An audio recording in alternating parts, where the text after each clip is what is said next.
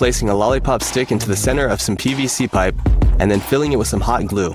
After letting it dry, we can cut off most of the lollipop stick and then drill in a couple of holes. Now we have a replacement.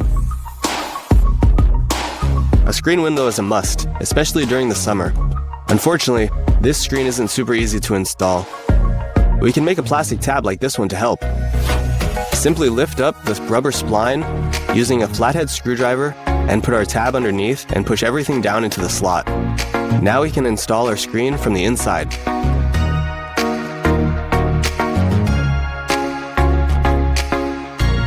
This nozzle is cut a little too small to apply our sealant quickly. Let's modify the nozzle. First we'll melt the tip and seal it shut. Then we'll make a vertical incision along the nozzle. Now we can apply a much thicker layer faster.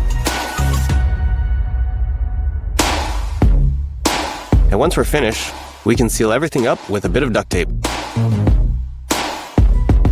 We don't want the raw wood to be exposed on our baseboards, so we'll cut everything to look a little bit more professional.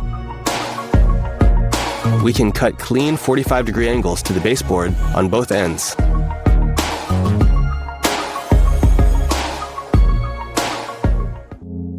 Now we can line up the ends to form a neat angle. Tape the two ends together, then flip it over and add a piece of double-sided tape. This will keep our end piece secure.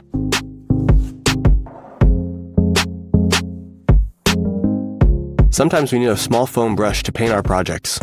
We can make one by hot gluing a pencil to a binder clip and then cutting off a piece of sponge for the brush head. Apply the paint like so. When finished, replace the old sponge with a new one. Here we're tying a prusik hitch, also known as a prusik knot. It's a rather useful knot because it's simple to tie and simple to untie. It stays secure under tension and it moves freely when not under tension. Besides being used in rock climbing, it's especially useful for tying rope to fixed posts.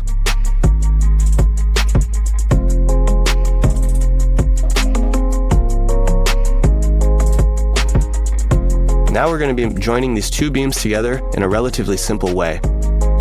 We'll make some marks to match the width of the crossbeam and make another mark halfway deep. Next, we'll remove this section by making multiple cuts into the wood with a saw. Now we can break off the remaining clips. Then we can smooth out the bottom of our cut with either a miter saw like so, or simply by using a chisel. Now we'll use two screws to make our marks into both pieces of the wood to drill holes for dowels. We can use a pencil to make it easier to see the indents. Drill holes on the indents and install the dowels. Next, we'll add two more dowels into the corners, ensuring that the hole that we drill is angled. This is called a pocket hole. Fill the hole with glue and hammer in the dowels. Next, we'll saw off the ends of the dowels that are sticking out.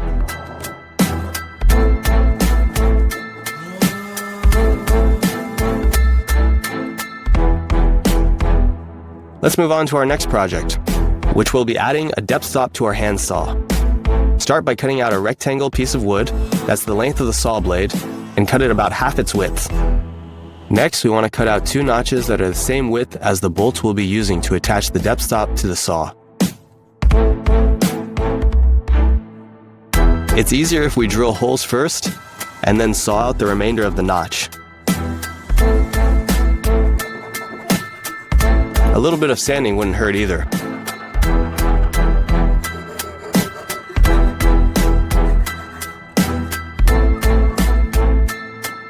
Place the wood onto the saw blade and then make two marks in each notch, the higher the better. Using a center punch, we can make sure our drill stays lined up. Drill the holes into the saw blade. Slide one bolt into each hole, then place our depth stop, and lastly add a washer and a wing nut to each bolt.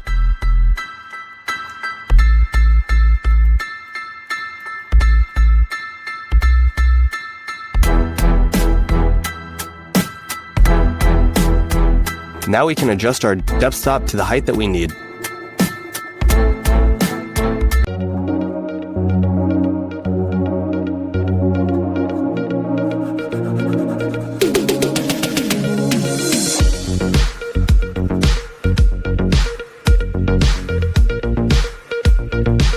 It seems like this clothespin is unable to pick up this nut, but we can make a little adjustment to turn the clothespin into a handy pair of tweezers.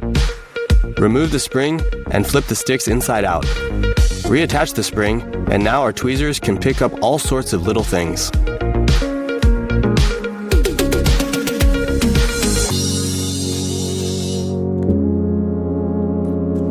Here's a fun little party trick using matches and a syringe. First, take the syringe apart. Dispose of the needle properly. Take a box of matches and cut out the rough side of the matchbox.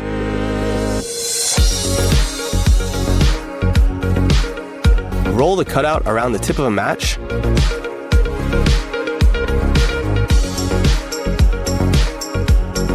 Next, we'll wrap it multiple times using tape. It matches the width of the inside of the syringe. Place the match and the tape inside the syringe.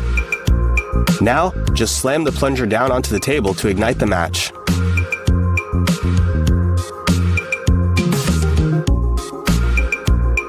Here we have a piece of ribbon that's cut. Instead of gluing it, we can tie it together using a simple overhand knot. Pass the second piece of ribbon around the knot like so.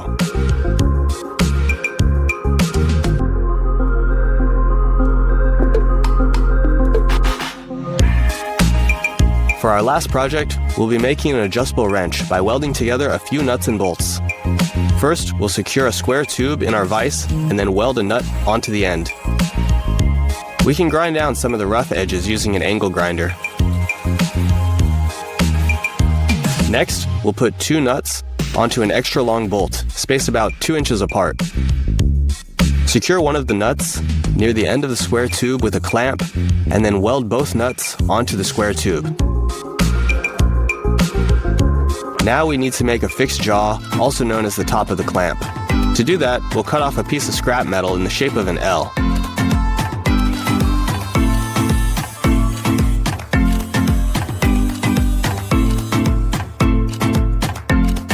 Now we'll weld this piece.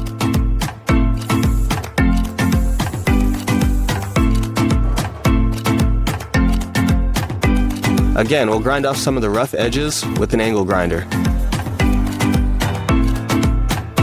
Now we can use it just like a normal wrench when you don't happen to have the exact size wrench or socket for the job. Just twist the bolts according to the size that you need. It can even be used for abnormal shaped objects.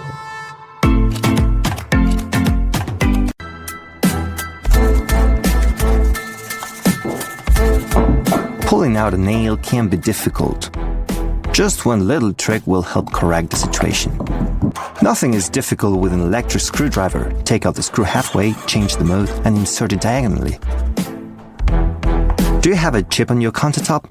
It's easy to hide with 2 wax crayons and a soldering iron. Just remove the excess with a knife. What ugly joints! This should not be allowed in your house. Add a small piece of baseboard and a completely different look. What should always be on hand for a real craftsman? Of course, a pencil. You can write down your brilliant thoughts with it. Some macro and nailing wouldn't hurt.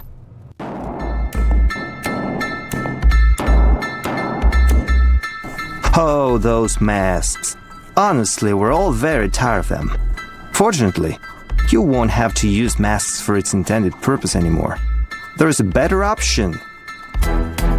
So it's not a bad alternative to rope or even a water filter. After using it, you can throw it away without regret. We also have an interesting way to use a lighter. You only need 1 piece of it. Carefully pull it out and drill it. Couple more seconds, and you get a great drill bit for grinding metal.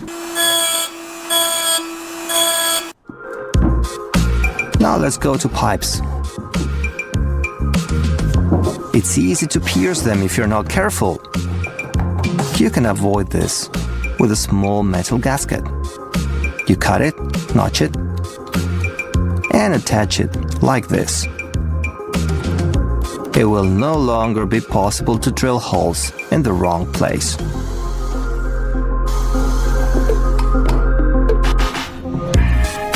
Let's try to lay flooring with the pipe displaced. It's not really that easy. One wrong move and the appearance of the room can be spoiled. But we know how to cut a perfect circle.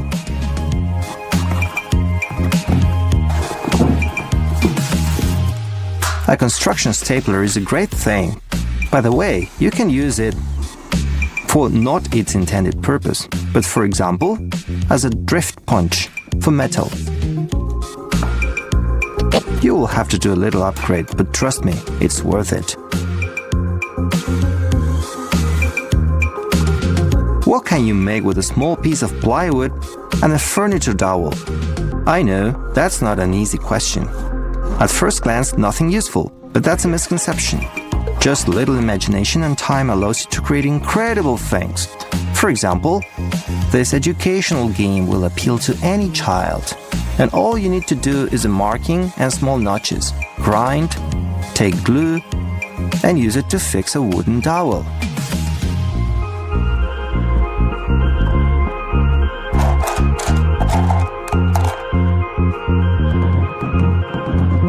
Only the patient can cope with this work. Remove all the wooden burrs and sharp corners, so that no one gets hurt. That's it. All that's left is to add the most common rubber bands.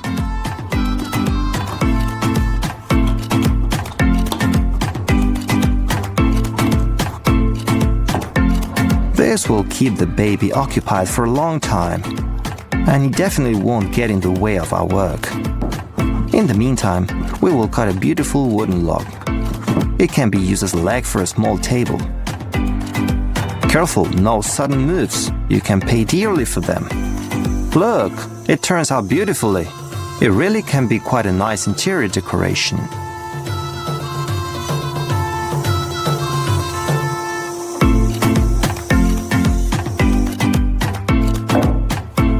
The last tip for today is a structure to hold a water bottle. Just add a couple of 3 wooden sticks to hold it in place.